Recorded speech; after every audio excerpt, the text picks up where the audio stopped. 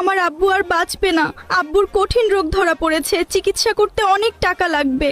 জান পাখি, তুমি কোনো চিন্তা কইরো না, আমি যেভাবেই হোক টাকা জোগাড় করব। তোমার আব্বুর কিচ্ছু হবে না, আমি টাকা ম্যানেজ করে ফেলবো। ফুলকপির আব্বু অনেক অসুস্থ হয়ে গেছে, উনার চিকিৎসা করতে প্রায় 1 লক্ষ টাকা লাগবে। যেভাবেই হোক আমি 1 লক্ষ টাকা জোগাড় করব। আব্বু, তোমার কিচ্ছু হবে না। আলু আমাকে বলেছে তোমার চিকিৎসার জন্য টাকা জোগাড় করে দিবে। আলু টাকা দিলে তোমার চিকিৎসা করব। ফুলকপির আব্বুর চিকিৎসার জন্য 1 লক্ষ টাকা লাগবে। গাজর ভাই, তুই বল কিভাবে এত টাকা জোগাড় করব? তুই সাহায্য কর আমাকে। ভাই, আমার মাথায় একটা বুদ্ধি এসেছে। চল আমরা দুইজন ধান লাগাই, তারপর ধান বিক্রি করে অনেক টাকা পাবো, সেই টাকা দিয়ে চিকিৎসা করব। আমরা দুই বন্ধু ধান লাগানো শুরু করে দিয়েছি। ধান বড় হলে এগুলো বিক্রি করে ফুলকপির আব্বুর চিকিৎসা করব।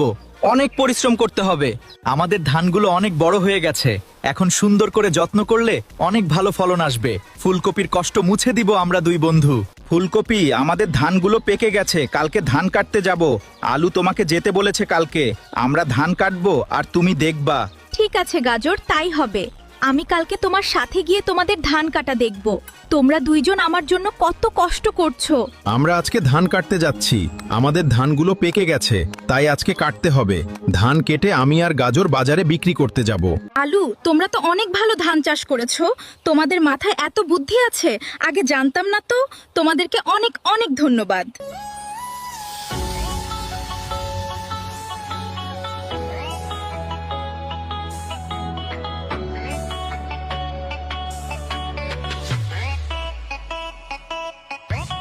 ধান বিক্রি করে অনেক টাকা ইনকাম করেছি। এই টাকাগুলো দিয়ে আমরা ফুলকপির আব্বুকে চিকিৎসা করাবো। আঙ্কেল আবার সুস্থ হয়ে যাবে।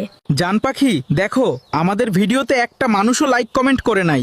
তুমি সবাইকে বলে দাও ভিডিওতে লাইক কমেন্ট এবং ফলো করতে। আমার প্রিয় বন্ধুরা, আপনারা সবাই ভিডিওতে লাইক, কমেন্ট, ফলো এবং শেয়ার করে দিবেন। তাহলে আমরা দুইজন অনেক সুখে থাকতে পারবো।